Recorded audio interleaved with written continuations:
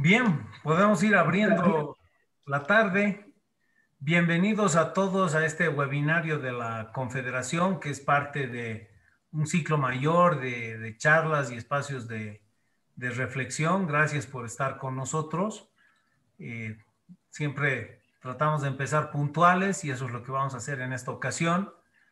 El tema que nos convoca hoy es un tema complejo, realmente muy importante para Bolivia y además contamos realmente con un panel extraordinario de gente muy entendida que nos va a poder sumergir en ver en dónde estamos y a dónde vamos en este tema de los hidrocarburos que durante mucho tiempo han sido pues una de las fuentes principales de recursos para el país y que ahora hacia adelante enfrenta un futuro incierto. Tampoco hay mucha claridad sobre el estado actual de las cosas y esperemos que hoy estos tres expositores nos ayuden a dilucidar las dos cosas, dónde estamos y hacia dónde vamos, que es la esencia de todo este ciclo de conversatorios y de webinarios que hemos organizado en la Confederación, que al final va a desembocar en una presentación y una propuesta para poder promover la inversión privada en el país. Ustedes saben que el sector de hidrocarburos posiblemente, bueno, al igual que otros sectores, pero por su envergadura y características requiere pues una inversión de gran calado que supera ampliamente las posibilidades de los estados, especialmente del estado boliviano, y demanda de la participación de los privados. Y es parte de lo que vamos a mirar hoy. El día de hoy vamos a tener tres charlas. Nos acompaña Carlos Delius, que es experto en tema energético y conocedor de muchos años del tema de hidrocarburos. Está con nosotros también Mauricio Medinaceli, que también es un entendido en el tema. Y finalmente vamos a tener la participación de Iber Bomborris, que, como les digo, son tres conocedores del sector. Cada uno va a hacer una exposición de unos 20 a 25 minutos. Yo voy a estar interviniendo en los cortes para pasar de una exposición a otra.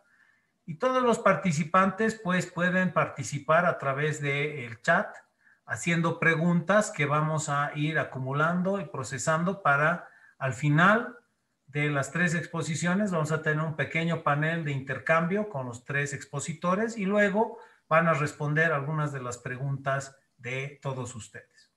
En ese marco y ya entrando a las presentaciones, voy a invitar a Carlos que se haga cargo del plató, que pase su presentación y bueno, quedamos contigo, Carlos, realmente extraordinaria persona, profesional de muchos años, ingeniero industrial de más de 38 años, con amplia experiencia en gerencia y ejecución de proyectos.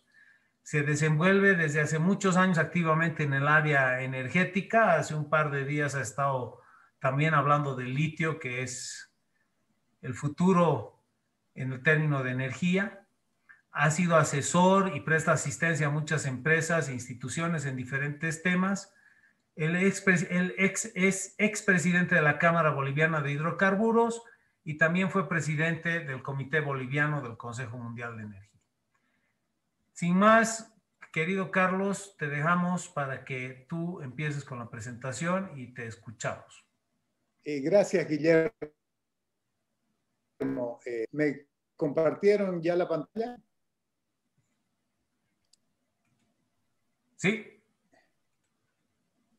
Ok.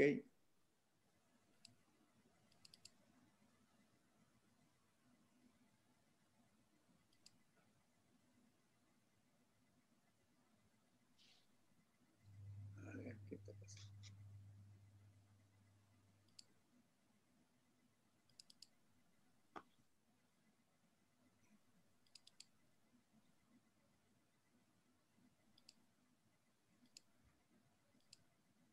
No me deja compartir. Perfecto.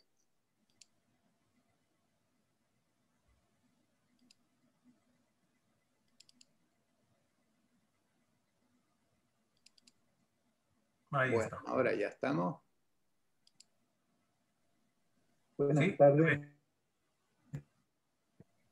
¿Listo? Quiero presentarles una visión sectorial abarcativa a lo internacional, a lo regional y a lo boliviano.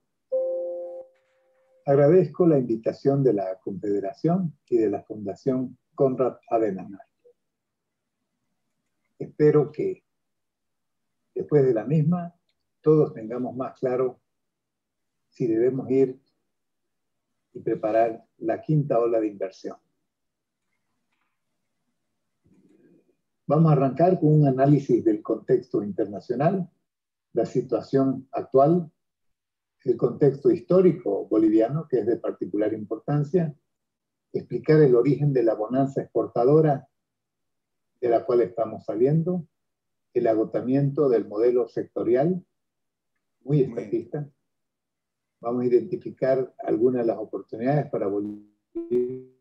Y luego, notas, recomendaciones y reflexiones a corto, largo y mediano plazo. Separemos eventos de tendencia. Como evento podemos señalar al COVID-19, derrumbó la demanda. Otro evento que tuvo el mismo efecto fue la pelea entre el cartel OPEC y Rusia. Ahora, si nos metemos a ver las tendencias, la producción norteamericana más alta de la historia, 13 millones de barriles día, un 15% de la oferta mundial, una caída en la intensidad energética, que es la medida de energía por dólar de PIB, que cada día baja más en las naciones con desarrollo económico, caída general del crecimiento económico, con el consiguiente menor uso de energía, petróleo especialmente, y luego la gran tendencia, que es la emisión cero como objetivo del 2035. Este evento, la descarbonización, es el que cambia el mundo, cambia el sector. Un evento que ha marcado la mente, la psiquis de todo el mundo, fue los precios negativos que vimos en el primer trimestre del año para el crudo WTI. Esto quiero explicar porque simplemente se trata de una coyuntura derivada de la naturaleza de los contratos. Estos eran contratos a futuro que exigían el retiro físico del petróleo. Como esto no pudo darse por razones de logísticas, almacenamiento, etc., algunas transacciones existieron que ponían un precio negativo al petróleo, es decir, alguien pagaba para deshacerse del contrato. La descarbonización es algo que tenemos que ver con mucho detalle. Las energías renovables, la eólica y fotovoltaica, que tienen costos de inversión bajos, costos de operación competitivos, tienen aún pendiente por resolver el carácter temporal de las mismas. Esta característica da oportunidad para almacenaje con baterías de ion litio. Tengo que indicar que, como nota de caución, que esto tomará décadas para reemplazar a los fósiles. Sin embargo, ya es un camino sin retorno. Otra importante herramienta para la descarbonización es el gas natural, que será el combustible fósil de la transición. Cuando se tenga sistemas de captura y disposición de CO2 económicos y de gran escala, bajará definitivamente la huella de carbón. La ventaja del gas natural es ser abundante, tener una infraestructura desarrollada y la capacidad probada que tiene de reemplazar al petróleo en los sistemas de transporte. Todo esto se constituye en un hecho muy relevante para Bolivia. Los biocombustibles serán importantes en su rol descarbonizador, proporcionando soluciones de baja y cero emisiones de carbón. Bolivia tiene un potencial muy importante para producir estos combustibles del futuro. Se requiere un cambio de enfoque que sea capaz de resolver las trabas y restricciones sobre este sector. hay actividades o usos de combustible que son difíciles de reemplazar, especialmente en el sector del transporte. Los biocombustibles sí pueden. En la aviación, por ejemplo, el jet fuel será progresivamente de origen biológico, biojet. El hidrógeno tendrá un papel fundamental tanto para la generación de energía como para el transporte. El hidrógeno podrá ser verde cuando es producido por electrólisis de agua, usando energía renovable, o podrá ser azul si viene a partir de gas natural con captura de CO2. Ahora veamos un cambio de paradigma. Hemos pasado de lo que antes se denominaba peak oil, que era aquella teoría o noción de que ya se había encontrado todo el petróleo que había por encontrar y que por lo tanto se entraba en un escenario que no se renovaban las reservas, hecho que por supuesto terminó siendo no comprobado. Probablemente la variable tecnológica, la explotación y descubrimientos offshore, luego deep offshore y el elemento disruptivo de la producción a partir de rocas madres o gas esquisto, tanto para petróleo como para gas, configuraron una sobreoferta. Hoy en día podemos hablar ya de peak demand. Peak demand quiere decir que ya hemos pasado el punto más alto de la demanda y que de aquí para adelante es menos demanda y por lo tanto mayor sobreoferta. La posibilidad de tener precios de petróleo entre 650 dólares el barril son básicamente un elemento del pasado. El factor climático y el reemplazo por renovables es un camino irreversible. Si vemos esta línea de tiempo que arranca el 1921 con el Código del Petróleo para nuestro país, luego tenemos hitos importantes como las 3 nacionalizaciones, una en 1937, otra en 1969 a Galp Oil, la tercera el 1 de mayo del 2006 a las empresas que aún continúan explotando en el país. Luego tenemos las aperturas a la inversión extranjera. La primera a partir del Código del Petróleo en 1921, tuvo éxito Standard Oil. La segunda, el Código, siendo la empresa exitosa Galp. La tercera, ley de hidrocarburos de 1972, que no tuvo efectos grandes, sin embargo, aquí estuvo Tesoro, Oxy principalmente. Luego la ley de hidrocarburos de 1 de noviembre de 1990, que no tuvo tanto impacto, sin embargo, sentó las bases para poder firmar contratos con Brasil. Y luego la ley 1689 del 30 de abril de 1966, que fue la que de forma conjunta con el GSA estructuró la bonanza boliviana. Fue la ley que conformó la exportación del gas al Brasil. A partir de 18 de julio del 2004, cuando se hace un referendo sobre la industria del gas, de eso vamos a hablar un poco más en detalle adelante, se tiene un sector estatista. Y hoy en día, octubre de 2020, estamos preguntándonos si debemos preparar la quinta ola de inversión. El cambio de orientación. El 18 de julio del 2004 se dio el primer referéndum sobre los hidrocarburos en Bolivia. El proceso pre-referéndum puso en manifiesto problemas nacionales que amenazaban la estabilidad social.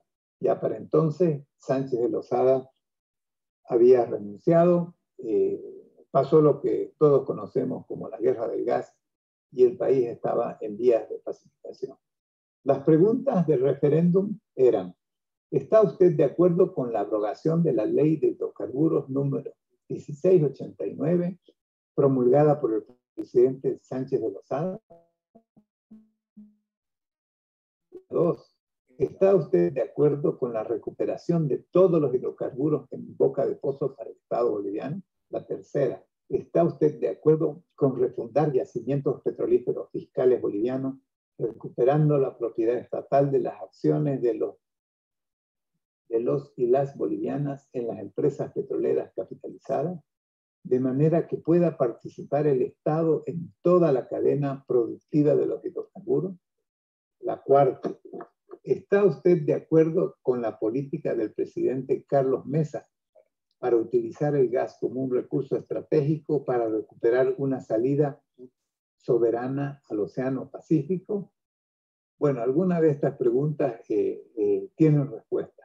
Las primeras tres se derogó el 1689. Todo el mundo estuvo de acuerdo con recuperar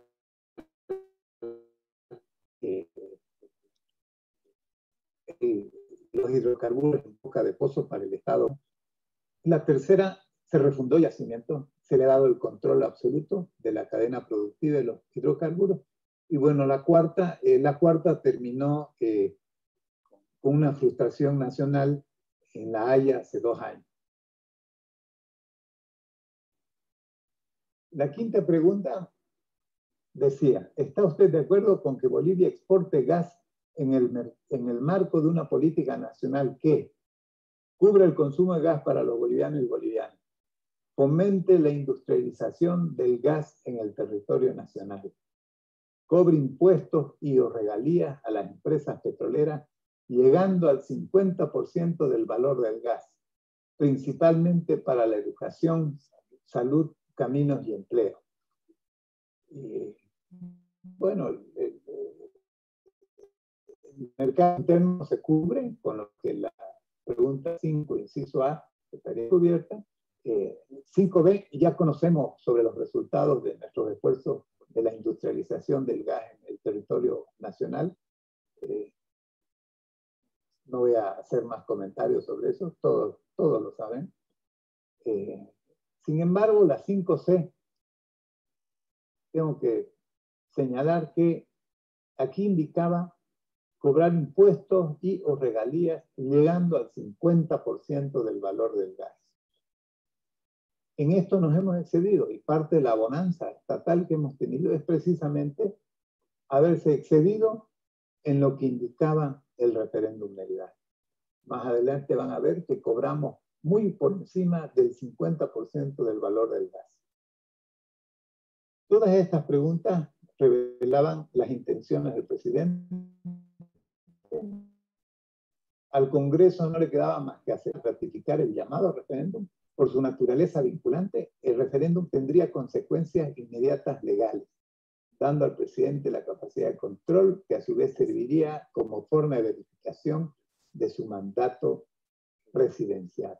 Estas eran las consideraciones políticas que se hacían sobre el referéndum. Después del referéndum, que fue mayoritariamente aprobado, el rumbo del sector estaba definido. Se inició un nuevo periodo estatista. Bolivia capturó una renta petrolera de 37.177 millones de dólares entre 2007 y 2014. ¿De dónde vino toda esta renta? Tengo organizado aquí en 3 columnas. En el lado izquierdo, la columna el GSA al Brasil, a la Argentina, la referencia al precio del petróleo y el precio del mercado interno. Sombreado en color rojo, tenemos el periodo de precios más alto.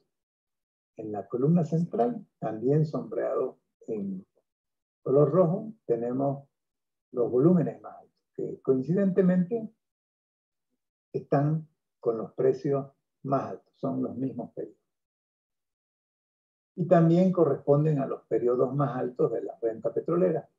Si vemos el periodo entre 2012 y 2014, en 2014 tuvimos una renta petrolera de 5.489 millones de dólares. ¿Quién puede dudar de que el valor vino tanto de los volúmenes como de los precios de el mercado interno retribuye 1/6 de lo que es el mercado de exportación. Los contratos de GSA a largo plazo fueron fundamentales. Estaban muy bien estructurados e indexados a derivados del petróleo. ¿Cuál fue el gas que explotamos? Aquel gas que se encontró bajo la ley 1689 de 1996. Paradójicamente, esta enorme renta capturada en 13 años, se puede decir de que consignó o determinó el fracaso de la renovación del recurso. No hubo los incentivos para invertir y las empresas no arriesgaron dinero y se quedaron para explotar aquello que ya tenían para monetizarlo. Seguramente ayudó a aceptar las condiciones impuestas por el Estado, el hecho de que era un costo hundido y lo mejor que podían hacer era quedarse a explotar. Un problema del cual no se habla mucho, pero sin embargo tiene un peso muy grande sobre el sector, es el precio del gas en el mercado interno. Para efectos de cálculo voy a usar un valor de $1.50. Voy a usar 14 millones de metros cúbicos al día. Este es un volumen muy representativo. Ha subido de 4 a 14 en los últimos 13 años. Por lo tanto, el desajuste es mayor. Y hago el siguiente cálculo. El costo de oportunidad por cada millón de metros cúbicos día a $1 por millón de BTU durante un año, dan un monto de 13.37 millones de dólares año. Ok, tomo ese número de 13.37 millones de dólares año y lo multiplico por la diferencia entre 4 como mercado de venta al Brasil, exportación. Este es un número muy razonable. Y el precio del mercado interno de 1.50. La diferencia que es 2,5 se la multiplica por el índice que acabo de mostrarle y tenemos un valor de subvención o de traspaso de 467 millones. Hay que pensar y hay que preguntarse, ¿es sostenible mantener esta subvención, especialmente ante la caída de producción? Un volumen del mercado interno que está subiendo constantemente y mercado externo en caída. Este no es un tema menor y debe ser considerado por nuestras autoridades lo antes posible. Otro de nuestros grandes problemas es cómo abastecemos el mercado interno de líquidos, la subvención de los líquidos. En la medida en que tenemos menor producción de gas natural, de aquí para adelante, por lo menos en los próximos 5 o 6 años, ese será el camino, tenemos menos líquidos. Tenemos una demanda creciente de gasolina y diésel, tenemos un precio económico, tenemos una logística inadecuada y onerosa, mucho cisterna, poco tubo. Tenemos una presión económica al tesoro y al yacimiento. Esto nos puede mostrar problemas de solvencia financiera. Estos problemas ya están a la vista. El desabastecimiento de diésel ya se siente. El principal desafío de YPF en el corto plazo, en mi opinión, es resolver el problema de los líquidos. Si además asociamos esta subvención de líquido con el gas natural, podemos ver de que con el valor del 2017 y el costo de oportunidad calculado anteriormente, tenemos una carga muy pesada, una mochila de 1.264 2 millones de dólares. Podemos convenir que por lo menos hay que privatizar el riesgo. YPFB no puede salir a hacer exploración. Para eso hay que traer inversión extranjera. ¿Por qué no hemos podido traer inversión extranjera? Bueno, hay que ver los aspectos fundamentales. El kit de la gestión es ver la inversión como lo que es, un negocio. Comparemos a Bolivia con Argentina. En este cuadrito podemos ver que una vez pagadas las regalías y los impuestos a las ganancias, en Argentina el inversor obtiene el 31% del ingreso, no el 5% como el caso de Bolivia. Amén de que el inversor hoy en día en Vaca Muerta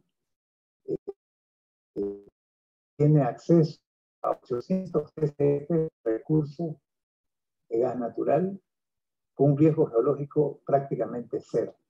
Por lo contrario, Bolivia nos mostró bajo índice de éxito en los últimos 14 años. También hay que notar en el cuadro de que Argentina recibe el 31% el inversor con un precio de $70 el barril.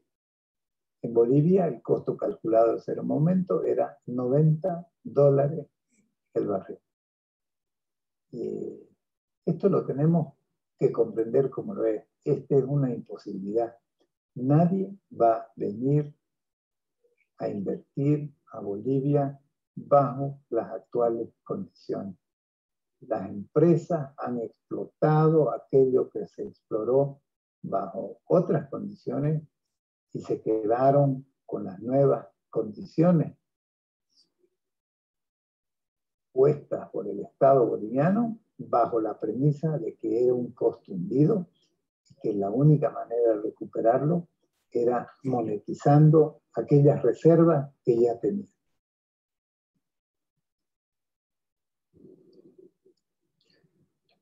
El contrato con Brasil terminó el 2019. Entre los problemas que tenemos que resolver a corto plazo es cómo competir en un mercado de gas natural que está en plena formación en el Brasil. No podemos abstraernos de que el objetivo de la liberación del mercado del gas natural en Brasil es tener gas natural más competitivo, es decir, pagar menos por nuestros recursos. La exportación argentina tendrá que manejarse en un ambiente complejo. Vaca Muerta, 800 TCF, muchos recursos, 100 veces más que nosotros. País en crisis económica, probables divergencias ideológicas, hemos visto algunas señales de esto, y tendencias transversales que también aplican, descarbonización, etc. Bolivia tiene que decidir qué es lo que quiere hacer. Esto es parte de lo que hay que resolver a corto plazo. ¿Queremos inversión privada para reponer las reservas? ¿Queremos tener un sector moderno con reglas claras y regulador independiente? ¿Tendremos mayor libertad económica? ¿Vamos a poder renovar la institucionalidad? Todo esto es muy importante. Hoy en día está de moda hablar de la reactivación del sector, sin conocer los problemas. Podemos terminar en una transición sin destino. Esto nos pondría a la deriva. En el corto plazo, cortísimo plazo, hay que parar la sangría de YPFB. Hay que tecnificar, modernizar su gestión y desmontar la máquina de impedir que se ha convertido esta empresa. El resultado de no tomar las medidas a corto plazo pueden terminar dejando a Bolivia sin combustible o YPFB insolvente, o ambas. Los que esperen que el sector aporte al tesoro, como lo hizo antes, mejor lo miran en detalle. El costo de no tener combustibles líquidos sería devastador para una economía que ya está en recesión. Tenemos que desburocratizar al sector. Tenemos que buscar una salida económica a los activos problemáticos.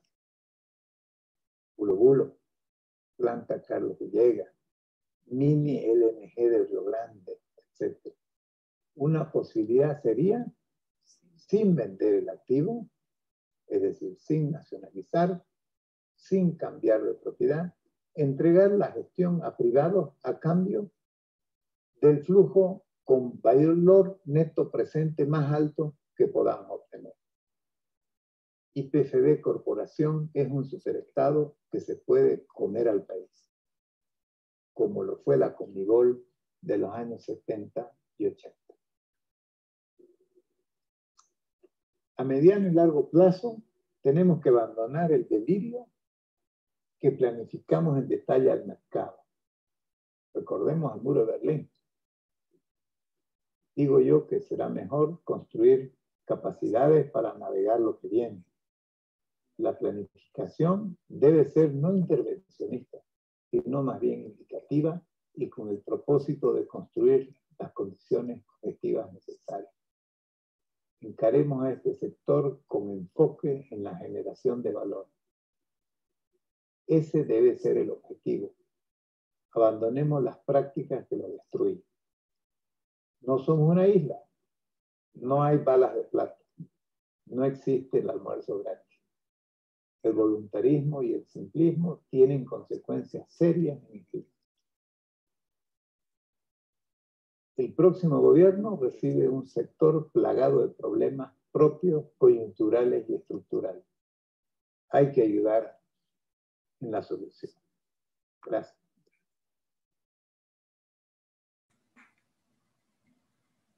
Muchísimas gracias, Carlos. Realmente muy interesante la exposición. Ya vamos generando algunos criterios de controversia para nuestro panel al final. Ahora vamos a invitar a Mauricio Medinaceli.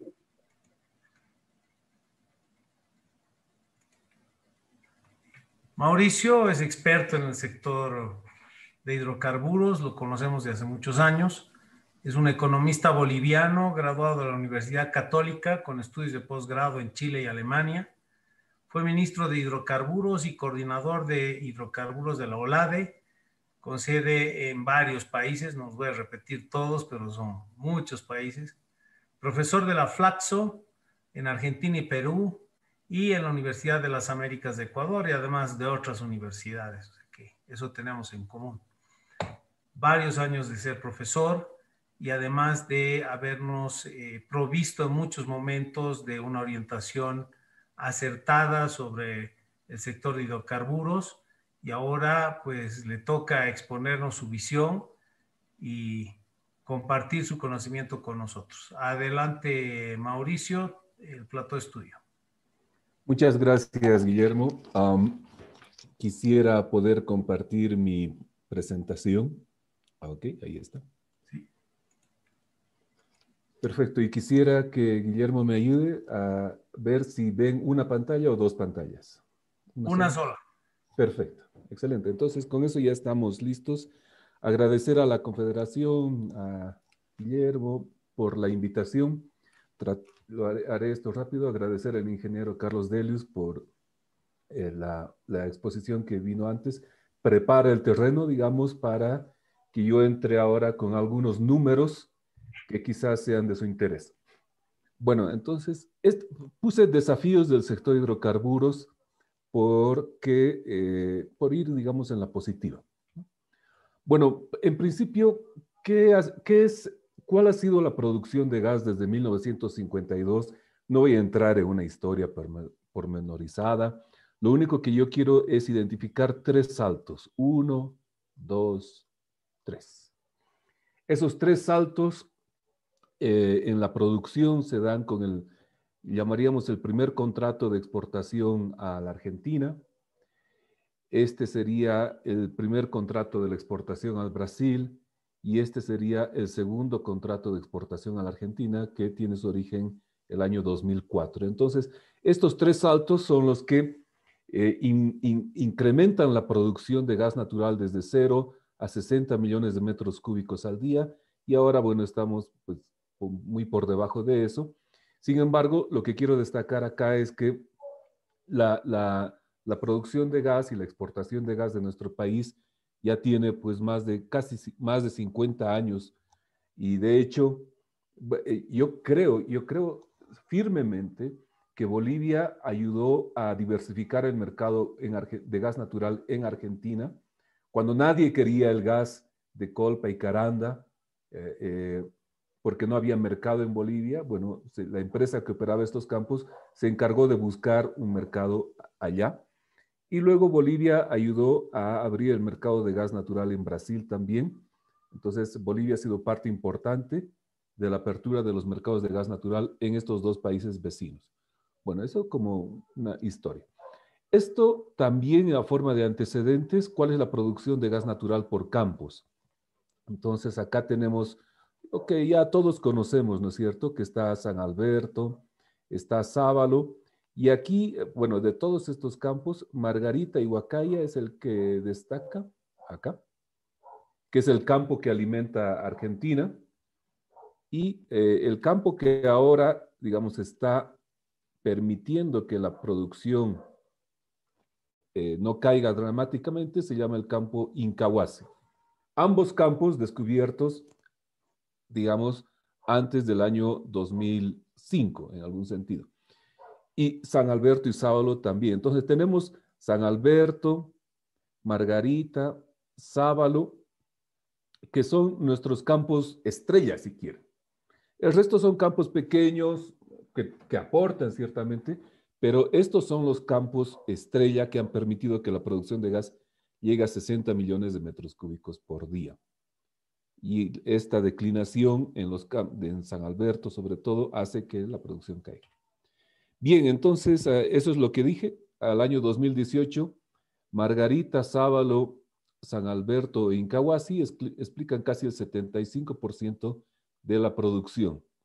El ingeniero Carlos Delius y las personas que nos dedicamos a esto, vemos con alguna sonrisa que aquí ya no figuran los campos de Colpa y Caranda, que en su momento fueron la discusión nacional, motivo de la nacionalización de 1969.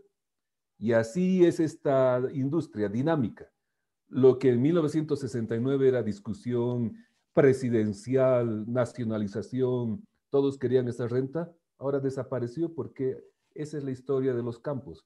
Y tocó encontrar nuevos. Y San Alberto y Sábalo fueron probablemente el motivo de discusión de la nacionalización. Entonces, de aquí a 50 años, cuando mi hijito el Santi esté viendo, y si se dedica a estas cosas, esté viendo los campos de producción, va a decir, y mi papá peleaba por San Alberto, Margarita, esos campos ya han dejado de producir y ahora ya no hay gas, porque mi papá ha sido inútil en poder descubrir nuevos campos de gas, o dirá, hay mucho gas porque mi papá y sus amigos hicieron las cosas bien. Lo cierto es que la producción de campos sube y baja. Acá tenemos algo que me pareció oportuno mostrar para ilustrar a las personas, que esta es la distinción de la producción por operadores, que es como se ve usualmente en los informes estadísticos de IPFB, y la gente ve esto y dice, bueno, aquí Repsol y Petrobras son importantes operadores, pero si hacemos la migración hacia empresas, que es lo correcto, digamos, viendo cuánto las empresas participan en cada uno de los campos, vemos que IPFB Andina, Shell, Repsol, Petrobras e IPFB Chaco, digamos, son las principales empresas en el país. Entonces, la participación privada en el upstream boliviano es importante, cosa que cuando yo explico esto, mucha gente me dice, pero bueno, no es que con la nacionalización se fueron, lo cierto es que no. Estas son las empresas que están en el país. Bueno, y ya, como quiera que esto es un escenario para ver las posibilidades de inversión.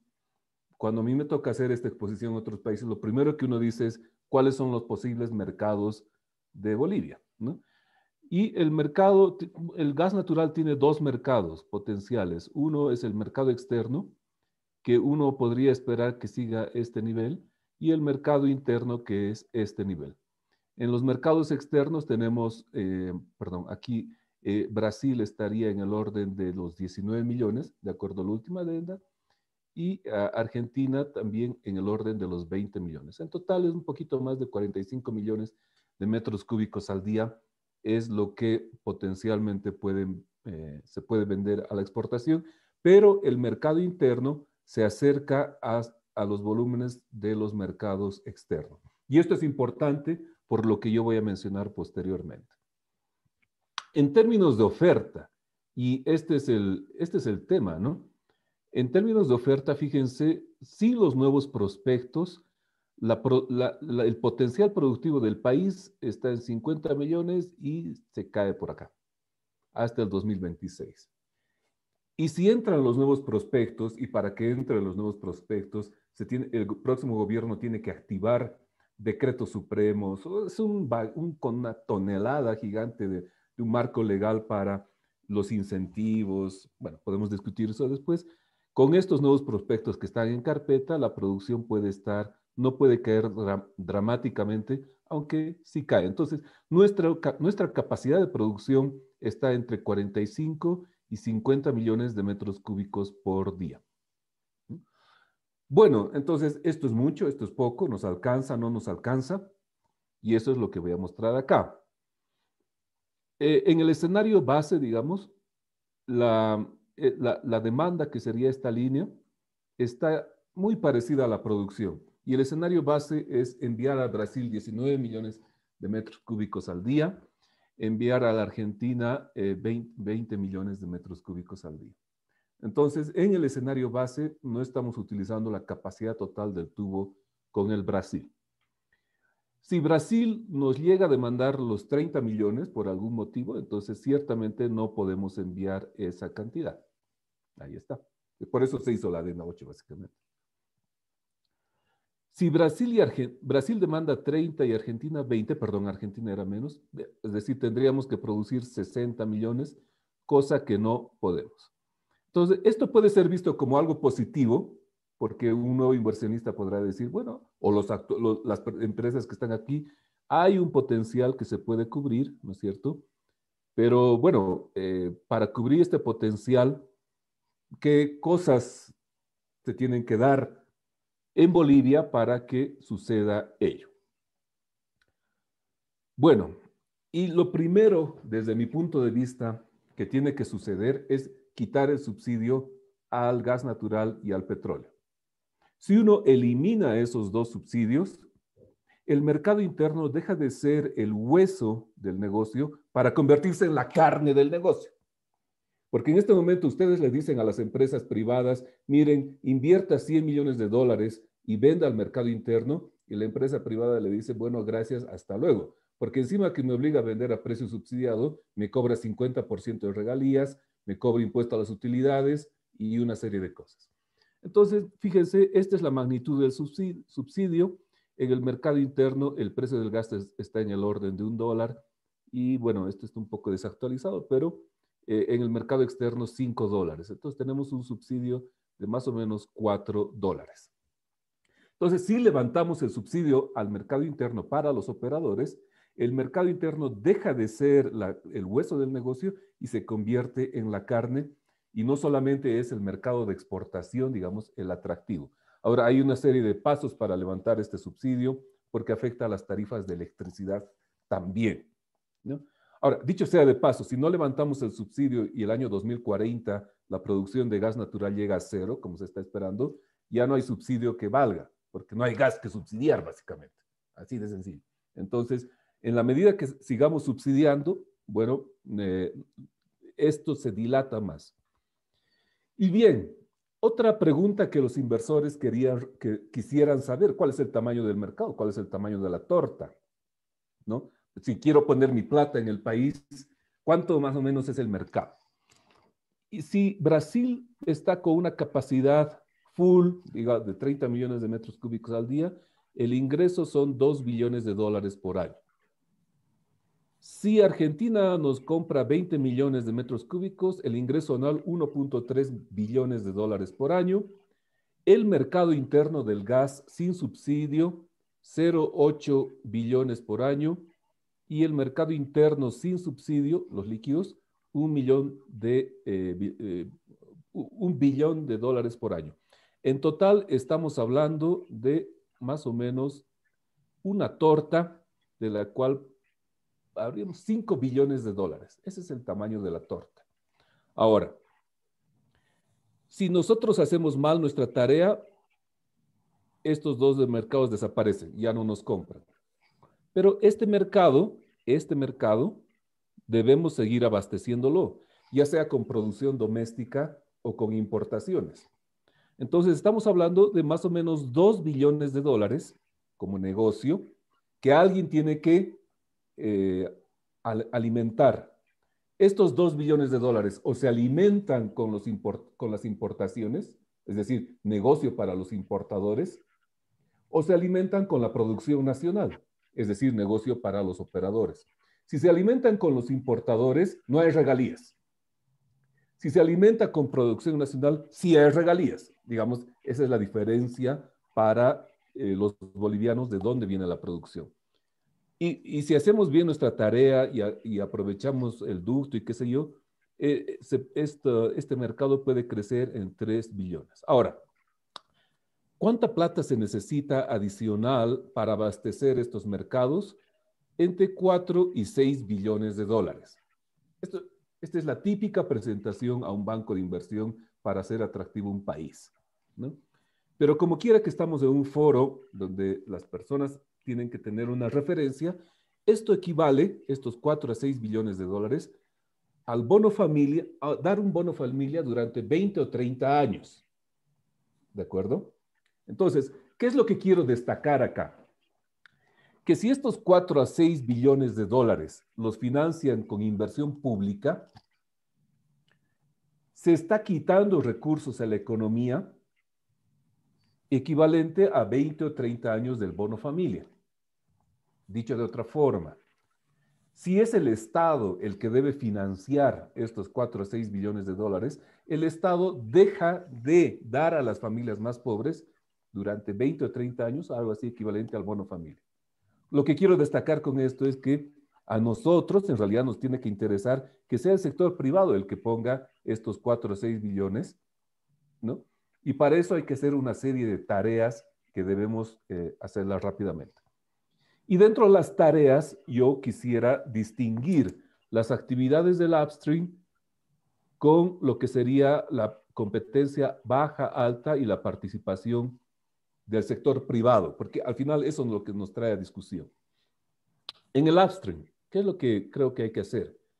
Hay que abrir la participación privada con la creación de nuevos contratos. Los contratos de la ley y los contratos de la nacionalización funcionaron bien para la época de cosecha. Ahora se necesitan contratos para la época de siembra. Entonces, aquí el sector privado podría estar interesado en entrar. En la parte de transporte, donde hay competencia más baja, digamos monopolios, aquí ya está el sector privado. Probablemente no sea tan atractivo para el sector privado entrar acá a una gran escala. Entonces, yo lo dejaría eso a un lado. En la refinación, creo que es necesario permitir que YPFB conviva con refinerías privadas, como actualmente lo hace, pero es necesario abrir el mercado y actualizar los márgenes de refinación. Parte de quitar el subsidio a la gasolina y el diésel es actualizar todos los márgenes de la cadena. No vaya a ser como en la eliminación del subsidio del año 2010, donde toda la ganancia del precio se iba directo al TGN vía impuesto. Entonces, hay que actualizar los márgenes. En la comercialización mayorista, hay que abrirlos al sector privado, quitar el monopolio a YPFB. En la comercialización minorista también hay que compitan todos, que entren biocombustibles, que entre etanol, que entre biodiesel, que entre GTL, que entre quien quiera. Una vez que usted quita los subsidios, ahí compiten en el mercado razonablemente y el Estado no tiene que elegir qué industria fomentar asignando uno u otro subsidio. Porque aquí la dicotomía del Estado parece: yo fomento la inversión nacional si doy el subsidio a los productores de alcohol, o yo fomento a los importadores de diésel si doy el subsidio a los importadores de diésel. En realidad el Estado no tiene que dar subsidio a nadie, tiene que dejar flotar el precio y que el biodiesel, el etanol, el GTL, el diésel importado compitan y que gane el mejor. Para eso hay que abrir el mercado. Luego, en la importación también, que sea libre la importación. Estoy hablando de esquemas ya no planificados, porque vamos a ver cómo nos ha ido con la planificación. Y al quitar las plantas de industrialización, adelante que vengan, eliminando subsidios, que sobreviva las plantas que quieran. Entonces, yo creo que parte del análisis sobre la participación privada en el sector de hidrocarburos está acá. ¿Cuál es el tamaño de la torta? ¿Cuál es el retorno? Mercados, condiciones, dónde puede entrar en la cadena, qué se necesita para que entre en cada parte de la cadena. ¿Por qué digo esto? Porque en las conclusiones, que voy a ir al final, pongo qué hacer, planificar, cómo nos ha ido con la planificación, ¿no es cierto? Porque la lógica anterior era, todo esto, en realidad, debería hacerlo IPFB. Esa era la lógica del 2000, de hace 15 años atrás. Todo esto tiene que hacerlo IPFB bajo un sistema de planificación. Entonces, veamos cómo nos ha ido con la planificación. La estrategia boliviana de hidrocarburos del año 2008 dijo que para el año 2016 teníamos que producir 100 millones de metros cúbicos por día. El Plan Estratégico Empresarial 100 del año 2008 dijo que al 2015 debíamos producir 95 millones de metros cúbicos por día. El Plan de Inversiones de IPFB 2009-2015 dijo que al año 2019 80 millones de metros cúbicos por... O sea, la producción actual son 50, ¿ya? Este es el número que estamos produciendo actualmente, más o menos. El Plan Estratégico Corporativo de IPFB dijo que el 2019 65 millones. El Plan Sectorial de Desarrollo dijo que al 2020 70 millones. Y el Plan de Desarrollo Económico y Social que al 2020 73 millones. Es decir, somos campeones para hacer planes. Y como lo dije en algún artículo que escribí, los planes favorecen fuertemente a un segmento del sector privado, que es la imprenta que publica estos planes. Porque justamente son de alta calidad, fotografías maravillosas, unos gráficos espectaculares. Pero realmente estos 6 planes, que solo un ejemplo, no han podido alcanzar las metas que se tuvieron. Entonces, está claro que el sector, la apertura y la convivencia del sector público con el sector privado y es necesario, y esta planificación excesiva quizás tiene que ser simplemente referencial. Está bien, hay que planificar, hay que hacer todo referencial para que no tengamos problemas, pero está claro que solamente con planificación no vamos a salir adelante. Ahora bien, en materia de conclusiones, lo que yo creo es que la oferta en nuestro mercado hay la demanda. Brasil y Argentina yo creo que nos siguen demandando. Tenemos problemas de oferta, pero el problema más importante para que el sector privado entre a nuestra industria es la institucionalidad, ¿no es cierto? No es un problema técnico, no solamente es un problema de perforar aquí y allá, recuperar campos maduros. Eso es el corto plazo, recuperar campos marginales, ponerle una curita a la planta de almacenaje, ponerle scotch a las cinta aislante a los tubos de transporte, hacer que la refinería funcione con unos alambrí.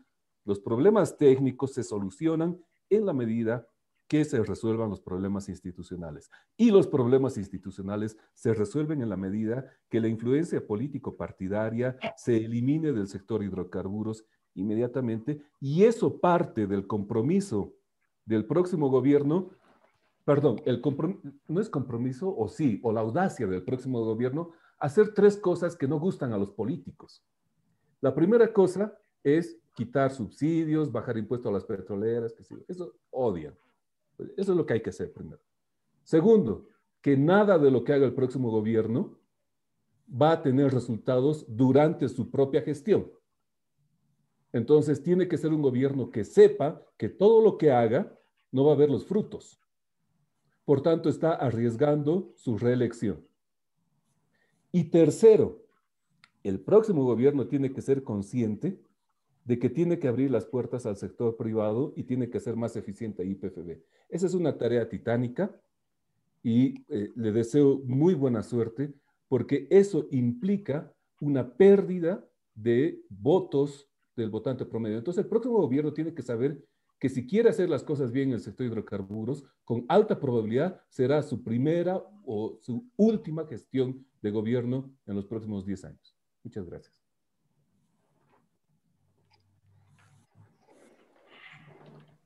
Muchas gracias, Mauricio. Muy interesante. Creo que el próximo gobierno va a reflexionar profundamente sobre lo último que has dicho. Bien, ahora nos toca escuchar a Iber Gomborris. Él es abogado, reconocido por ser asesor de importantes empresas nacionales e internacionales, es conocedor del rubro. Se graduó con honores de la Universidad Privada de Santa Cruz, la UPSA, en Bolivia, y tiene varias especializaciones en Derecho Corporativo, en la Universidad Católica, el Instituto de Harvard y otras entidades. Él es máster en Derecho Internacional Privado por la Universidad Complutense de Madrid y docente en varias universidades de Bolivia y del extranjero. Iber va a hacernos una exposición que se titula Inconsistencia normativa del sector de hidrocarburos, seguridad jurídica y vías de solución. Ahora vamos a escuchar la exposición de Iber, que al tenor del título, complementa las anteriores disertaciones. Adelante, Iber, por favor. Gracias, querido Guillermo. Muy buenas tardes a todos. Muchísimas gracias por la gentil invitación. Honrado de poder participar en este webinario junto a Carlos, a Mauricio, a quienes respeto mucho por su trayectoria. Lamento, en primer lugar, tener que titular esta ponencia Inconsistencia normativa, seguridad jurídica y vías de solución, pero lamentablemente más que una dosis de optimismo, creo que necesitamos una dosis de realismo. Quien les habla viene asesorando el sector hidrocarburos durante los últimos 20 años, prácticamente cuando yo me formaba en la facultad y en mis primeros años de abogado, atravesé la época de la nacionalización de hidrocarburos, que han sido etapas que han marcado un antes y un después, claramente, en nuestra historia contemporánea del sector. Y un poquito repasando el contexto histórico, al hablar de la inconsistencia normativa, simplemente vamos a dar un repaso muy superficial, porque cuando la Confederación de Empresarios nos cursa esta gentil invitación y nos habla de planificación en el decenio o en la década 2020-2030, creo que no vale la pena perder el tiempo, y lo digo con mucho respeto, en qué es lo que ya ha sucedido. Carlos lo ha explicado muy bien, Mauricio lo ha refrendado, y yo simplemente lo que voy a hacer es hacer notar el desfase cronológico y la inconsistencia normativa que actualmente tenemos, y que lamentablemente es una de las muchas trabas que debemos superar. En el caso mío lo voy a explicar desde la perspectiva jurídica, pero sin olvidar que todo esto forma parte de un concepto mucho más global, y para poder tener una mirada holística lo que tenemos que hacer es trazarnos planes, pero con acciones inmediatas, porque esa es la única forma de que este sector tan vapuleado finalmente pueda reactivarse. Hoy en día existe un preconcepto, existe un prejuicio en sentido de que la industria del gas y petróleo es una industria próspera en Bolivia, que es una industria de bonanza, que es una industria donde los petroleros ganan muchísimo dinero y las petroleras ganan muchísimo dinero, pero nada más apartado de la realidad.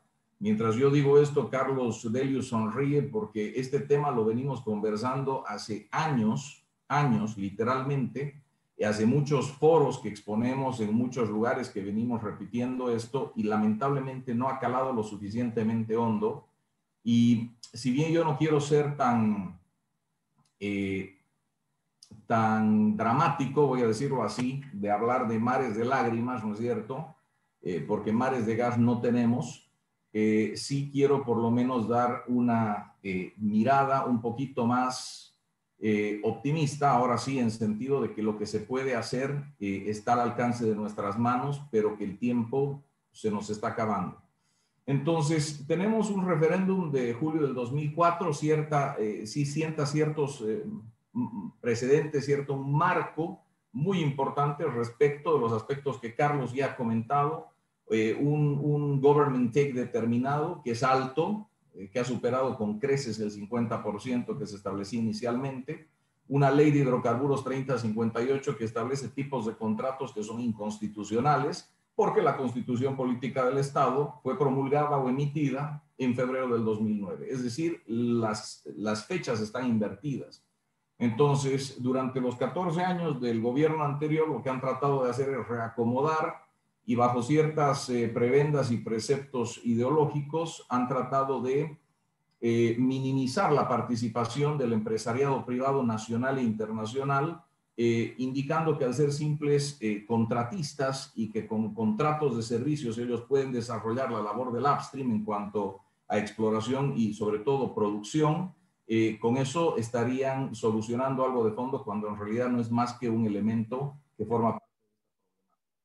El government take no es competitivo, señores. Tenemos un government take sumamente alto. Permítanme decirles esto. Quienes están manejando la parte financiera tributaria hoy en día lo saben. No somos un país atractivo desde la perspectiva del government take, que es cuánto el gobierno retiene de la explotación y sobre todo de la producción del gas. Bolivia no es un país petrolero, eso lo sabemos de memoria, simplemente tenemos líquidos asociados. Otros elementos que son criticables, el régimen de solución de controversias es restrictivo. El artículo 366 constitucional prohíbe salir a arbitrajes internacionales cuando se trata de materia de producción de hidrocarburos. Por lo tanto, tenemos un marco jurídico poco atractivo para la inversión extranjera porque ha partido de una base ideológica miope. Es decir, lo último que esta base ideológica ha querido hacer a momento de dictar las normas, y me refiero al gobierno anterior, es ser atractivo para la inversión extranjera. Todos sabemos que entre las características del sector del oil and gas está la alta inversión. Estamos hablando de cuantiosas sumas de dinero para poder empezar a perforar, para poder realizar exploración. Aun cuando se encuentre un pozo positivo, eso no significa ni asegura su comercialidad. Son temas distintos. Para que haya comercialidad tiene que haber una cantidad suficiente de reserva, del reservorio, y además tiene que haber las condiciones de mercado listas. Ese es otro error muy común en la gente cuando habla y dice se ha encontrado un pozo, ha dado positivo, sí, pero eso no es suficiente. Aleatoriedad en los resultados. De cada 10 pozos que se perforan, muy pocos dan positivos y se invierten grandes cantidades de dinero en esta fase. Entonces implica un riesgo muy alto. Pero la Constitución dice que YPFB no puede perder dinero. Entonces aquí tenemos una paradoja. Si YPFB no va a invertir y no puede perder dinero, ¿por qué pensamos que un inversionista extranjero sí lo va a hacer? Si el riesgo es tan alto a nivel mundial. Los plazos para la ejecución de EIP, de exploración y producción, son largos. Esto no es un tema de un mes a otro, son años. La disponibilidad de los taladros, la preparación de los sitios, el licenciamiento ambiental, es una cadena de elementos que hacen parte de la industria. Y finalmente el dinamismo de los mercados, es lo que decía un poco Mauricio. Lo que hace unas cuantas décadas atrás podía ser un gran negocio para nosotros, hoy no lo es más. Y si queremos ejemplos, veamos el presal en Brasil y veamos Vaca Muerta en Argentina, cómo la coyuntura política va cambiando y alternando y alterando los planes y los cronogramas inicialmente trazados. ¿Cómo estamos en materia de inversión extranjera? En 14 años han habido muy tibios intentos de atraer nuevas inversiones y vale decir con malos resultados. Tenemos una ley de incentivos, la 767, que no ha sido efectiva y mucho menos eficiente. Las pocas empresas que se han animado a meterse a este marco legal, hoy en día no han sido pagadas, se les adeuda mucho dinero y no ha sido una panacea ni mucho menos una solución al tema de la producción de líquidos. Se han hecho rondas de inversiones en el extranjero. El resultado, señores, nuevos actores no tenemos en Bolivia hace muchos años atrás. El diagnóstico, por lo tanto, es que la seguridad jurídica es incipiente en Bolivia. Lamento decirlo de esa forma tan categórica, pero creo que es bueno hablar las cosas de frente. Tenemos antecedentes políticos inquietantes lo digo entre comillas, porque cuando se habla de nacionalizaciones, cuando se habla de expropiaciones, cuando se habla de confiscaciones, lo último que hacemos es atraer inversión extranjera. Y lo que les decía hace un momento, escasos nuevos actores en la industria del gas y petróleo. ¿Cómo traducimos todo lo que acabamos de decir en números? Es decir, bueno, muy interesantes las palabras, pero ¿cuánto de cierto, cuánto de falso tiene todo lo que acabamos de decir? Estos números son sacados de la Comisión Económica para América Latina y el Caribe, de la CEPAL, donde vemos que Bolivia, el año 2018, que es el último año que se tiene registrado, apenas ha atraído 316 millones de dólares. Comparados con los 11.000 millones de dólares de la Argentina, los 88.000 millones de dólares de inversión extranjera directa que ha generado el Brasil, los 6.000 millones de dólares de Chile, los 11.000 millones de dólares que ha traído Colombia, obviamente nos damos clara cuenta que no somos un país atractivo para la inversión extranjera. Trataremos de solucionar este tema, vías de solución. En lo que a mí concierne y en el ámbito en el que yo me desempeño, podemos hablar de un concepto de reconstrucción del concepto de seguridad jurídica. Esto no es algo que se hace de la noche a la mañana, esto depende mucho de la política, esto depende mucho de la voluntad política, voy a decirlo. Y obviamente al decir seguridad jurídica estamos hablando de un concepto muy subjetivo, muy abstracto, que no hace a un solo elemento, sino a un conglomerado o conjuntos de elementos que forman parte de lo que se entiende por seguridad jurídica en un país y que es uno de los elementos decisivos al momento que una empresa invierta y haga que su capital anide en nuestro país. Cuando hablamos de empresas, de fondos de dinero internacionales, que hay muchísimos, que están viendo dónde invertir, en el análisis más básico, la seguridad jurídica es uno de los elementos decisivos para finalmente bajar la bandera e invertir en ese país o no hacerlo. ¿Qué es lo que yo sugiero en términos prácticos? La readhesión al CIADI. ¿Qué es el CIADI? Es el Centro Internacional de Arreglo de Diferencia en materia de inversiones, con sede en Washington. Hemos sido uno de los únicos y primeros países en retirarnos de este convenio. ¿Para qué sirve el CIADI? Es un foro donde el inversionista que ha decidido invertir en un tercer país, cuando no se cumple, cuando se violenta, cuando se expropia, se confisca, se nacionaliza, puede ir ante este foro imparcial y neutral a ventilar su controversia para que sea un tribunal arbitrario que finalmente diga, señores, procede o no procede. El discurso de que siempre había favoritismo hacia las empresas es demostrablemente falso. Las estadísticas lo demuestran. Si un país viola los tratados, los acuerdos que hacen parte del andamiaje jurídico que conforma la inversión extranjera, es lógico que tiene que indemnizar, es lógico que tiene que reparar ese daño. Si ustedes se fijan, en otros países de la región no se hablan de nacionalizaciones y todos ellos están adscritos o adheridos al convenio del CIADI. Número 2, la resuscripción de los tratados bilaterales de inversión o los BITs por sus siglas en inglés. Forma parte de lo mismo, es inversión extranjera. ¿Cómo yo voy a ir a pretender invertir en un país si resulta que mi país, del cual yo soy originario, llámese Inglaterra, Estados Unidos, Suiza, Francia, Alemania o cual sea, no tiene suscrito un tratado bilateral para proteger esa inversión? Tendría que ser demasiado arriesgado o el negocio que estoy pensando demasiado bueno, ¿no es cierto?, en un análisis riesgo-beneficio como para poder ir a invertir. Si no, no lo voy a hacer. Hay otros países que tienen suscritos estos tratados y que me ofrecen mayor seguridad jurídica. Un elemento que voy a decir para que no se me acuse de algún tinte político ni de alguna ideología en particular, una de las pocas normas favorables que se emitieron durante el anterior gobierno es el decreto 3469 que habla de las alianzas estratégicas de inversión conjunta, lo que se conoce en otros países como las APPs, las alianzas público-privadas.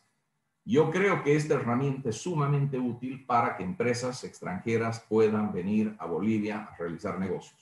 Y vamos a ser claros, nadie quiere asociarse con un Estado, nadie, a través de una sociedad anónima mixta. Nadie quiere casarse con un Estado por la burocracia, por la lentitud, porque se necesitan aprobaciones congresales para ciertas cosas. Es decir, el dinamismo del comercio se apaga, se ralentiza y se termina muriendo cuando el Estado es socio nuestro. Las alianzas público-privadas es una herramienta muy interesante. Hace pocos días atrás salía la noticia en que la actual presidenta Yanine Áñez había suscrito una APP para el tema del hub de Viru Viru. Celebro eso, me parece excelente, es una muy buena alternativa. Otra solución, convenios de estabilidad tributaria. Copiémonos de Colombia, señores, no hay que reinventar la pólvora. Si yo aseguro cuando viene alguien a invertir de afuera que le voy a mantener el régimen tributario estable, que no le voy a cambiar las reglas del juego una vez que ya ha venido y ha invertido, es una buena señal y refuerza y fortalece el concepto de seguridad jurídica. Exenciones arancelarias para la importación. ¿Cuál es el sentido de subir o incrementar, inflar artificialmente los precios de insumos, de equipamiento, de maquinaria que sabemos que va a ser útil para la industria del gas y petróleo? Nuestro objetivo es reactivarla. Optimización de costos de personal en YPFB. Señores, las cosas por su nombre. No podemos tener una empresa que sirva para mantener a personas que no tienen mucho que hacer ahí. No podemos seguir teniendo grandes empresas que uno de sus principales costos sea la plata. El Estado tiene que ser eficiente, el Estado tiene que ser fiscalizador, el Estado no tiene que hacerlo todo. Desburocratización institucional. Hay una pugna entre el Ministerio de Hidrocarburos y YPFB y la ANH. Hay una duplicidad y triplicidad de funciones, de controles. Eso ha ralentizado terriblemente a la industria del gas y petróleo en Bolivia. Hablando de las empresas de servicios, y nuevamente lo voy a invocar y citar a mi amigo don Carlos Delius, facilidades a las empresas de servicios, por Dios. Quedan muy pocas empresas de servicios petroleros en Bolivia, casi todas han quebrado. Y uno de los grandes problemas ha sido las sendas garantías, las boletas bancarias que se solicitan por un porcentaje determinado para que las pobres empresas bolivianas agarren todo lo poco que han reunido y ignoren esos fondos para que un banco les emite una boleta de garantía y mientras no se ejecuta el contrato, a través de la boleta de cumplimiento de contrato, la boleta de correcta ejecución o de calidad, no se les devuelve ese dinero.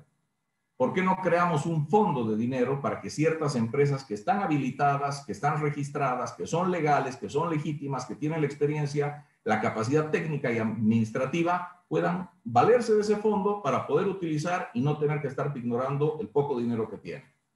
¿Por qué tenemos que estar invitando a empresas de afuera que terminan al final subcontratando a las empresas bolivianas, pagándoles poco o mal y finalmente teniendo o terminando en litigios o arbitrajes para temas de pagos o impagos? Licenciamiento ambiental, otro tema muy controversial que me gustaría, Guillermo, y a la gente de la Confederación ponerlo en la mesa. Las áreas protegidas con potencial hidrocarburífero no se tocan. ¿No se tocan solo por el hecho de que sean áreas protegidas? ¿O por qué no hacemos como en el resto del mundo, donde hay ciertas áreas con ciertos elementos de mitigación del impacto ambiental, con ciertas tecnologías que no son tan invasivas, que no son tan contaminantes, poder desarrollar algo en un equilibrio? El problema de caer en los extremismos es que si no toco nada, no desarrollo la industria. Pero si lo toco todo y lo toco mal, voy a eliminar y voy a extinguir la biodiversidad. Entonces, busquemos un punto intermedio, que realmente el Ministerio de Medio Ambiente cumpla su rol, que no sea una traba en el tema de los años que toma muchas veces sacar cierto tipo de licencias, ¿no es cierto?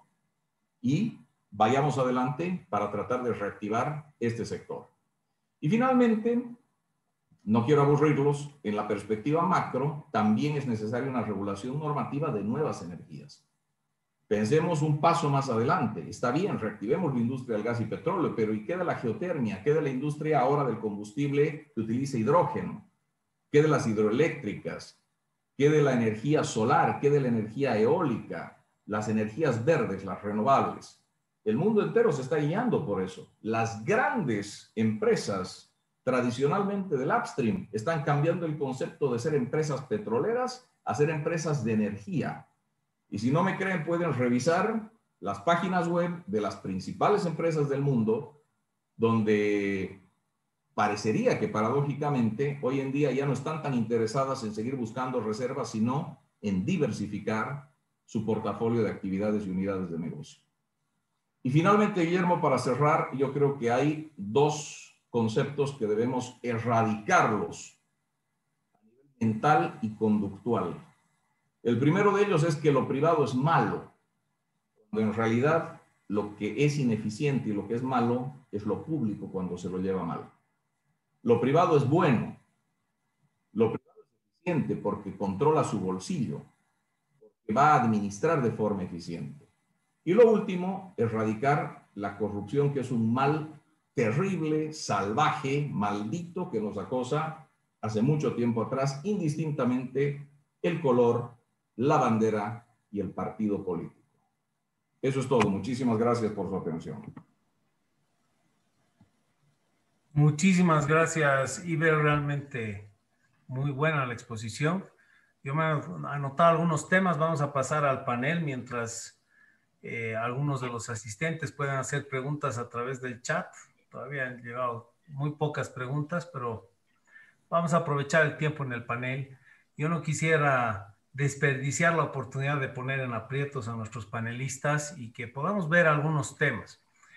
El primer tema que me ha llamado mucho la atención y quisiera conocer su opinión, esta dicotomía entre medio ambiente y desarrollo económico, a ver, ¿cómo la podemos, de verdad piensan que hay una forma de superar esto en un entorno que ahora está lleno de paradigmas extraños y fundamentalismos que directamente te pueden llegar a decir que un árbol es más importante que una persona?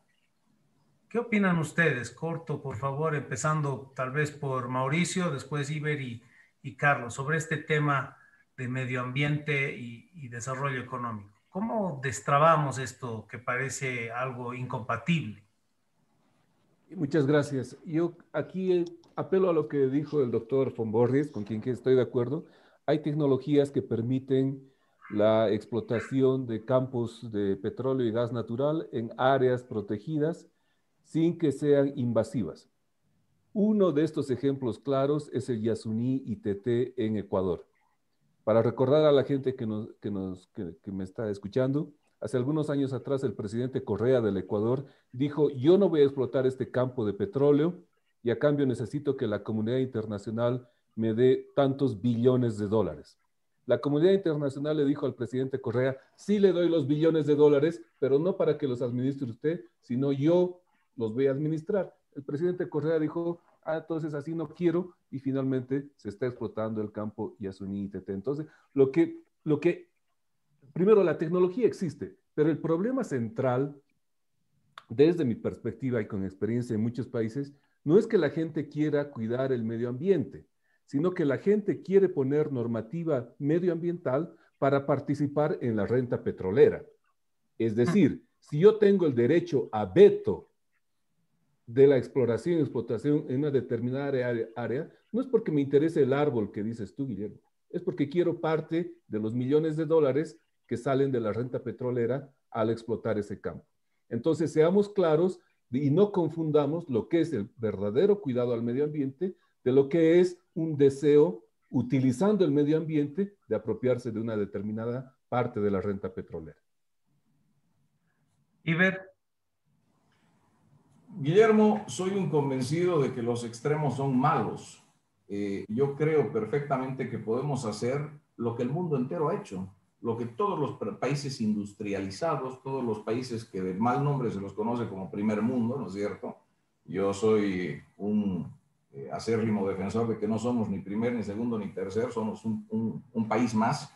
Pero todos aquellos otros países lo han hecho, han logrado. El tema de las energías renovables, las energías verdes, es algo nuevo que está todavía inclusive en desarrollo. Entonces, ¿cómo han podido los otros países desarrollar en todo tipo de situaciones de áreas protegidas, no protegidas, etcétera? Es porque se han encontrado las técnicas adecuadas y se han logrado ciertos mecanismos de control. Aprovecho de hablar de los impuestos medioambientales, por ejemplo. Es decir, quien más contamina se le cobra un adicional, ser realmente fiscalizadores de estos temas, de manera que a las mismas empresas, o al revés, quien menos contamina va a tener exenciones impositivas. Entonces, las mismas empresas, al margen de cumplir con la normativa medioambiental, con la ley 1333 y la infinidad de reglamentos que tiene, también se van a esmerar en traer tecnologías que sean lo más amigablemente tratables con el tema del medio ambiente. Básicamente eso, Guillermo. Estimado Carlos. Tengo que decir que estoy de acuerdo con los dos y quiero complementar desde mi experiencia y el conocimiento que viene de estar ahí y hacer las cosas. Yo creo que esta industria tiene muy buenas prácticas medioambientales en Bolivia. Para dar un ejemplo, nosotros tenemos que clasificar y transportar la basura desde el campo San Alberto a Santa Cruz. ¿Por qué? Porque no hay ningún otro lugar que te puedan dar el certificado de disposición final. Entonces, descargamos cada kilo de plomo, cada litro de aceite, la basura clasificada, la gastamos mucho dinero, la clasificamos y llega aquí a Normandía y la vuelven a desparramar todo. Entonces, esto muestra que la industria cumple, y cumple con una reglamentación que también destruye valor. Y un aspecto muy importante es el que tocó Mauricio, que es quiénes están detrás de todo esto, de las comunidades, de las ONG, todos están en búsqueda de renta. Entonces, esa renta se ha disminuido, se va a disminuir. ¿Cómo y cuál va a ser la reacción? No sé, puede ser muy mala. Va a ser muy difícil reeducar a la gente después de 14, 15 años en que se les ha dado todo. ¿Y por qué se les daba todo? Porque casi quedaba para todo. Entonces, tengo que volver y subrayar algo que creo que es central y espero que todos estén de acuerdo. Este sector no se lo arregla desde el sector. Este sector se lo arregla arreglando todo el país. Nosotros no vamos a ser capaces de armar el consenso político, el consenso social para poder arreglar nuestros problemas desde el mismo sector. Sabemos cumplir la ley, sabemos trabajar, hay experiencias importantes, hay capacidad de ingeniería, todo, pero si no se arregla el medio ambiente, y con esto digo el contorno total, no lo hacemos. El problema que tenemos hoy en día en Bolivia somos nosotros, la superficie. Todos los problemas del sector están en la superficie y camina con dos patitas y se ponen casquito blanco y joroban todo el día. Esos son los que algún día tienen que darse cuenta que a este país lo podemos liquidar. El medio ambiente, el agresor más grande al medio ambiente es el subdesarrollo y la pobreza. Y lo que este país necesita es que se genere valor y riqueza, no renta, riqueza. Y eso se hace trabajando, no extrayéndosela al que trabaja. Gracias. Excelente. Yo me quedo con esos conceptos. Riqueza y no renta me parece central. Lo de los casquitos blancos también, estamos de acuerdo. Hay cosas que cambiar de fondo. Les lanzo otra. A ver. Los he visto así un poco polite, delicados al hablar del tema de pasar toda esta cosa, toda esta infraestructura petrolera al sector privado, porque es simple y llanamente, si genera pérdidas, los privados son más eficientes, ¿por qué simplemente no privatizarlo todo y corregir un error? Digo? ¿Por qué ir a medias tintas o por qué mantener el activo en el sector público y ¿por qué no los privatizamos y ya? Si me permites, Guillermo, porque yo debo abandonar unos 5 minutos. Adelante, Mauricio. Esta solución no es sostenible para mí. ¿De acuerdo? No es sostenible porque haces eso y en 4 años cualquier partido político de turno renueva esa fibra estatista que tiene la mayoría del votante boliviano y promueve nuevamente la nacionalización de todo lo que se privatizó y todo lo construido se viene abajo. Entonces, proponer una solución extrema de privatización te puede dar muy buenos resultados en el corto plazo, pero no es sostenible dada la naturaleza absolutamente estatista de la mayoría del votante promedio boliviano, donde es adicto a vivir del Estado y cree que el Estado es la solución a todos los problemas. ¿El Estado existe? ¿Debe existir? Sí. Pero si uno plantea eso, te aseguro que el próximo gobierno lo cambia porque así ganan los votos correspondientes. Bien, ahí si me permiten, yo coincido plenamente con Mauricio. Una cosa, lamentablemente, es lo que sabemos que se debe hacer y otra cosa es lo que sabemos que se puede hacer. Bolivia, como todo buen país latinoamericano, desayuna, almuerza y cena política. Vivimos de la política, Guillermo, y eso es algo que no lo vamos a poder cambiar excepto cambiemos el mindset de la gente. Entonces, yo creo que la forma es socializar. ¿Qué cosa? Este tipo de información para que sea la misma gente la que se dé cuenta de lo que es necesario hacer. Lamentablemente hoy tú dices privatizar y es una mala palabra. No voy a ni siquiera mencionar esa otra que comienza con la letra C, ¿no es cierto? Que es capitalizar. Esa peor todavía, esa ya tiene una connotación demoníaca para mucha gente.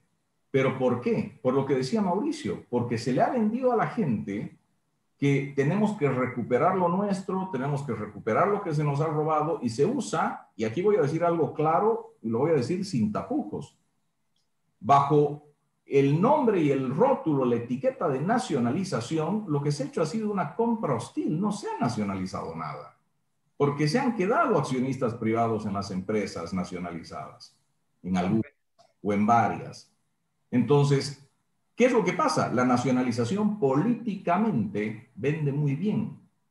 Desde una perspectiva del proselitismo, vende muy bien.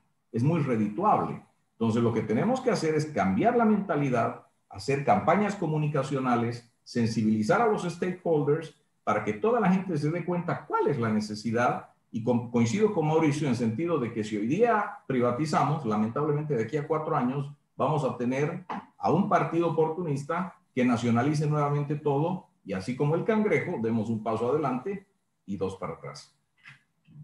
Carlos. Ya, este tema me apasiona, aunque ya me lleva un poco al campo político. Yo creo que para esto es lo único que nos puede haber ayudado el COVID. El COVID nos ha desnudado que lo más importante es la salud, que tenemos una salud precaria, un sistema de salud, por no decir precario, un sistema de mierda, incapaz de dar soluciones a la gente. Entonces, pensando de esa forma, digo yo, ok, los bolivianos, como somos pobres la mayoría, queremos tener algo, entonces que capitalicen IPFB, ya nos mamaron antes. El tiro se acuerda a la gente. La gente dice, privaticemos. Pero igual se van a robar la plata. De lo que entre, se van a llevar la plata. Entonces, ¿qué pienso yo que se tiene que hacer? Se tiene que decirle. Y voy a usar la planta de Bulo Bulo como ejemplo. Yo licito la planta de Bulo Bulo no para venderla. Yo digo, ok, bajo estas condiciones, yo voy a dar la planta de Bulo Bulo al flujo que me den en los próximos 10 años y el criterio es el valor neto presente en los próximos 10, 15 años. Y viene el que mejor le pueda sacar valor. Y ese valor, como ya el Bulo Bulo es una planta, es un costo hundido, el Banco Central nunca más va a ver esa plata. Entonces, eso, digo, para que no nos vuelvan a mamar bolivianos, esto se va a ir a salud. Yo creo que tenemos que pensar en soluciones que funcionen también en lo económico y que también tomen en cuenta la dimensión social, porque si no, estoy totalmente de acuerdo con Mauricio, antes de que se vean los resultados, vas a tener de nuevo los cantos nacionalistas y no hay campaña de aclaración ni nada que sea capaz de convencer a los bolivianos, porque la verdad es que somos bien desconfiados. Entonces, tenemos que hacer algo que sea capaz de recuperar la confianza en la gente. Y uno de los principales problemas, la salud, tiene que ser resuelto haciendo este tipo de arreglos en el sector. Bien. No los voy a dejar escapar sin una última que tengo aquí para el panel, que es justamente sobre el tema de los subsidios. ¿Realmente piensan que es posible retirar el subsidio? Ya Mauricio ya se está preparando. ¿Realmente es posible eliminar el subsidio o es mejor pensar en reducir los tributos como compensación para que las empresas puedan trabajar en ventaja, digamos, dentro de Bolivia? Adelante, Mauricio. Bien, gracias. Y con esto acabo mi participación y me despido de este panel, de ti, de toda la gente que nos está escuchando. Primero, Gracias. ¿qué es el subsidio? El subsidio no es el ministro o el presidente que saca dinero de su bolsillo y le da a otra gente. El subsidio se da con la plata del Tesoro General de la Nación. Y el Tesoro General de la Nación saca el dinero de los impuestos de los bolivianos. Entonces, cuando el albañil compra su botella de Coca-Cola y de esa botella de Coca-Cola se paga el impuesto, ese albañil está subsidiando el precio del diésel barato hacia otra persona. Entonces, es un subsidio, para entenderlo holísticamente, es simplemente una transferencia de dinero de un grupo de gente, los que pagan impuestos, a otro grupo de gente, los que reciben el subsidio. Muchos dirán, pero con las regalías del gas podemos hacer eso. Resulta que la gente también es dueña de las regalías del gas. Eso es lo que no terminamos de entender. Somos dueños de las regalías del gas, de los impuestos. Entonces, un subsidio, cuando hablamos del Estado, realmente es una transferencia de recursos de uno a otro lado, para entender bien. Y generalmente en países latinoamericanos, el tipo de subsidio a la gasolina y diésel que tenemos en el país es una transferencia de recursos de los más pobres hacia una clase media alta, ¿de acuerdo? No es un subsidio como uno esperaría que sea al revés. Entonces, lo que se plantea al eliminar el subsidio al precio de la gasolina y poner un subsidio de bono o cash transfer es que sea al revés, como debe ser, de la clase alta, de la clase media alta, hacia los pobres. Entonces, para comenzar, quitar el subsidio va a ayudar más a los pobres, pero la percepción es que va a haber inflación, qué sé yo. Segundo, si algo no dura para siempre, tiene que acabar. Eso es una máxima que suena aquí y allá. Y el subsidio es como un dolor de muelas. En la medida que no vayamos al dentista para que nos solucione este dolor de muelas, la ida al dentista cuando ya sea esto inmanejable va a ser llena de dolor. El presidente Morales lo intentó en diciembre del 2010 cuando quitó el subsidio y puso la gasolina a 7 bolivianos y eso duró 5 días. Entonces, ¿se puede quitar el subsidio? Sí. ¿De la forma como se le hizo? No. Gradualmente, sí. Sin anticipar para evitar especulación, también. Pero el tema del subsidio es que tiene que venir acompañado con políticas sociales que no dejen a los más pobres vulnerables ante estos nuevos precios del petróleo. Irán, El Salvador, hay muchos países que tienen mecanismos muy inteligentes como sube el precio de la gasolina y familias más pobres van y sacan dinero del cajero automático con una tarjeta de débito. Y para hacer todo esto, creo yo, se necesita el consenso y el diálogo. No puedes decirle a la señora, a la ama de casa, a la caserita, al dueño del minibús, que le vas a subir el precio de la noche a la mañana sin haber dialogado. El diálogo, creo yo, es la parte importante y fundamental para eliminar subsidios. Entonces, desde un punto de vista técnico, los problemas del sector hidrocarburos son sencillos de resolver. Lo que se necesita ahora es del diálogo, el consenso, y esto pasa al plano político, donde tu pregunta, Guillermo, yo la transferiría a los candidatos a la presidencia. Realmente, si quieren o no, y todos están de acuerdo en que sí. La pregunta es cómo. Y yo creo que gradualmente es una buena respuesta. Muchas gracias por todo. Les agradezco. Gracias, Mauricio. Muy bueno. Guillermo. Adelante, Iber. Gracias. A ver, no es mi formación, pero bueno, vengo asesorando empresas varios años y escuchando a gente intelectual y muy capacitada como los panelistas y muchas otras personas que veo que hoy día están escuchándonos, tienen la bondad de acompañarnos. Yo creo que el tema de los subsidios es parte del problema, ¿no es cierto? No es la única solución, es uno de los problemas. Y si bien coincido con Mauricio que desde una perspectiva económica, la razonabilidad está en que los subsidios puede ser que salgan del bolsillo de uno para sustentar a otros, tiene un componente político demasiado fuerte. Entonces, hablar solo de subsidios y pretender que no haya un proceso inflacionario y pretender que nadie tergiverse desde un partido político con cierta animadversión o con algún tipo de saña y contamine y envenene el oído de la gente y esto genere un efecto psicológico que luego se traduzca en una hecatombe económica, que es a eso a lo que todos le tenemos miedo, seremos sinceros, es imposible. Yo prefiero comenzar por el otro lado. Yo prefiero comenzar dando incentivos.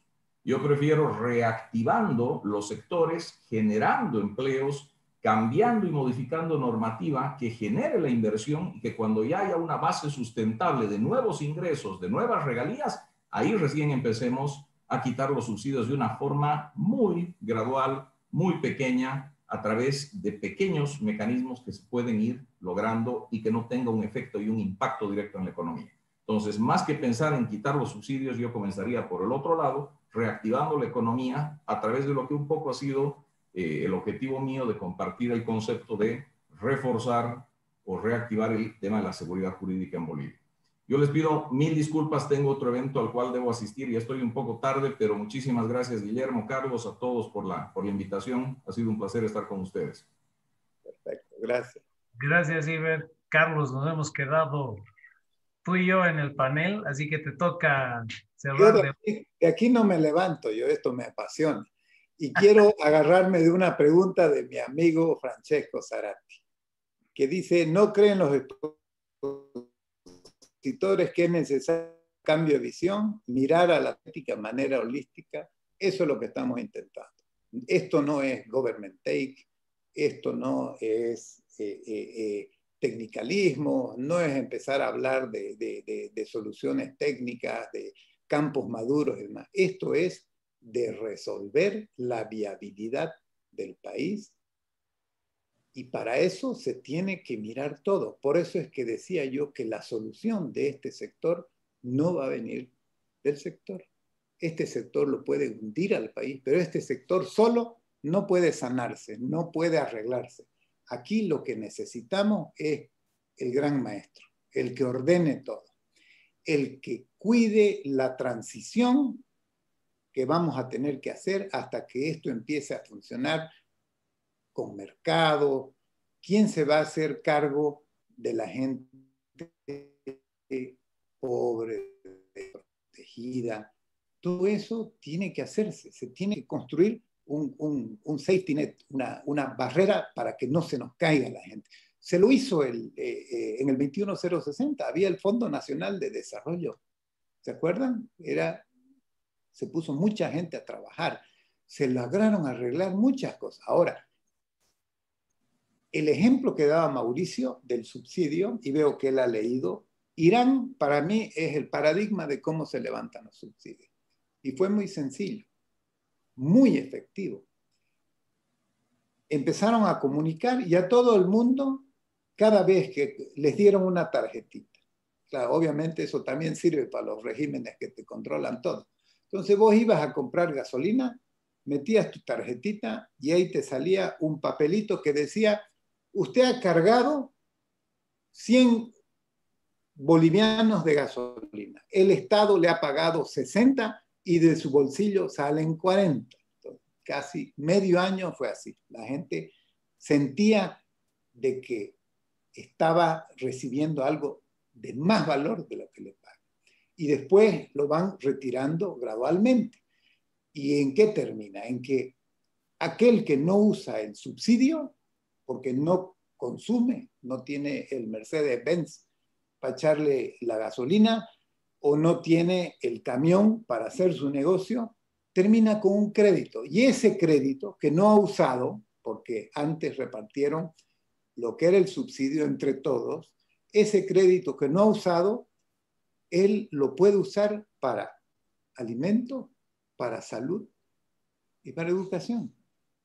Entonces, de esa manera, retiras el subsidio, todos los actores económicos tienen que pagar un precio económico, un precio real, y la gente más desprotegida recibe su pedazo, su compensación, que hoy en día no la recibe porque no es usuaria final de de los combustibles. Esto es exactamente lo que decía Mauricio, o sea, el tipo, el trabajador, el ayudante de albañil que compra su Coca-Cola ya está subsidiando al tipo rico que está manejando el Mercedes-Benz.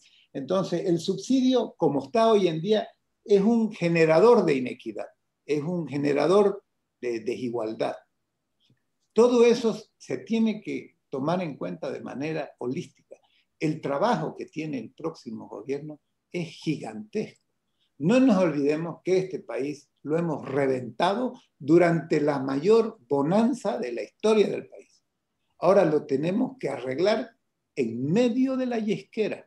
¿Y cómo se hace eso? Con mucho ingenio y mucho trabajo. Lo siento decir, pero el que no piense de esa forma está ante una realidad durísima. El problema de este sector es el problema del país. La solución del país no se da sin este sector. Eso se los puedo garantizar.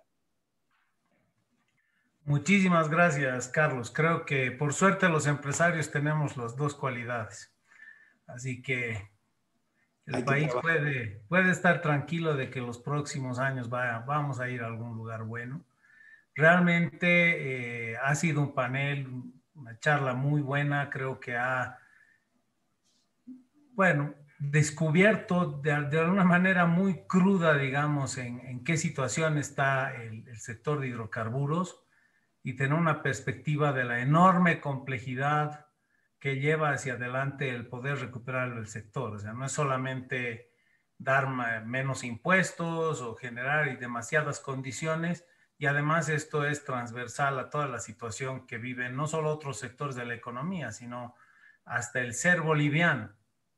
¿No? En la reunión del litio decíamos, bueno, hay que ver cómo cambiamos el ser boliviano para poder hacer el litio.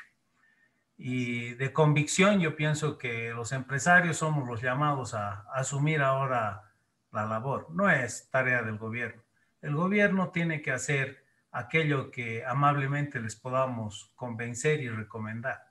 Somos los empresarios los que tenemos que tomar la batuta durante los próximos años para llevar a nuestro país a algún lugar. Les agradezco mucho la presencia. Como siempre hemos estado a más de 100 hasta ahora. Y el próximo martes tenemos una interesantísima discusión sobre el sector agrícola. Estamos preparando un panel de oro. Y después el viernes tenemos un panel sobre el tema energético. Así que sigan con nosotros, seguimos con estas discusiones y llenándonos de conocimientos y de análisis para poder después plantear cómo recuperar la inversión privada en Bolivia. Muchísimas gracias a todos, gracias por su asistencia, gracias Carlos, a Mauricio y a Iber también, una excelente participación, y Carlos, muchas gracias por estar con nosotros. Un abrazo grande. Es un placer y estamos siempre a la mano y dispuestos a ayudar. Gracias. Gracias, hasta luego a todos, buenas noches. Okay. Chao, chao.